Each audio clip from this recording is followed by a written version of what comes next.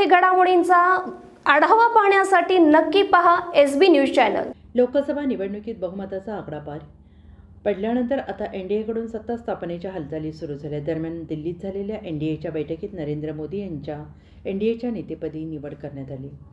सत्ता स्थापनेचा दावा करण्यासाठी राष्ट्रपतींनी त्यांना 7 जूनची तारीख दिली आहे। काळजीवाहू पंतप्रधान नरेंद्र मोदी यांनी अखेरची मंत्रिमंडळाची बैठक घेतली। या बैठकीनंतर पंतप्रधान मोदींनी राष्ट्रपती मुर्मू यांची भेट घेत पंतप्रधान पदाचा राजीनामा दिला। त्यानंतर मंत्रिमंडळाने सुद्धा राजीनामा दिला। काळजीवाहू पंतप्रधान मोदींनी सत्ता स्थापनेचा दावा केला आहे।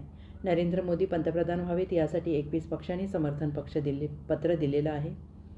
SB न्यूजसाठी मुख्य संपादक शिवाजी भोर।